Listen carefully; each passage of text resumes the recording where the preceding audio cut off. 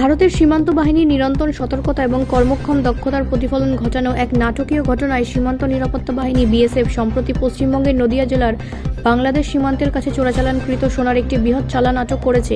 আটককৃত সোনার বিস্কুট, যার মূল্য প্রায় 2.82 কোটি টাকারও বেশি। এই সংবেদনশীল সীমান্ত অঞ্চলে বছরের সবচেয়ে বড় একক উদ্ধারের একটি। অভিযুক্ত চোরাচালানকারীর গ্রেপ্তার এবং চোরাচালানকারীর উদ্ধার আরও ছিদ্রযুক্ত ভারত বাংলাদেশ সীমান্তে পরিচালিত আন্তঃসীমান্ত চোরাচালান নেটওয়ার্কগুলির ক্রমবর্ধমান চ্যালেঞ্জকে উন্মোচিত করে। ভারতে সোনার প্রতি অতৃপ্ত লোভ, গয়না বিনিয়োগকারী বা কালোবাজারি লেনদেনের জন্যই হোক, সোনা চোরাচালানকে একটি লাভজনক উদ্যোগে পরিণত করে। চোরাচালানকৃত সোনা আমদানি শুল্ক প্রায় 15%। এছাড়া পাচারকারীদের বিশাল লাভের মার্জিন দেয়। সুতরাং নদিয়ার কৌশলগত অবস্থান, আর্থসামাজিক দুর্বলতা এবং সীমিত ভৌত বাধা একত্রিত হয়ে একটি আদর্শ চোরাচালান করিডোর তৈরি করেছে। গত দশকে বিএসএফ এবং শুল্ক কর্তৃপক্ষ উভয় বারবার এই অঞ্চলে সোনা, রূপা, গবাদি পশু এবং মাদকের বৃহৎ চালান আবিষ্কার করেছে।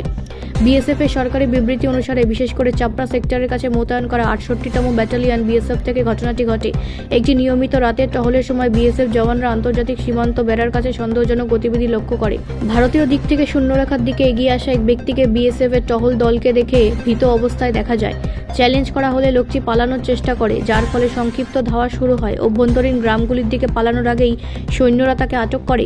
ব্যাগটি পরিদর্শন করার পর প্লাস্টিকে মোড়ানো 20টি সোনার বিস্কুট পাওয়া যায়। মোট ওজন প্রায় 20 কিলোগ্রাম এবং বাজার মূল্য আনুমানিক 2.82 কোটি টাকা।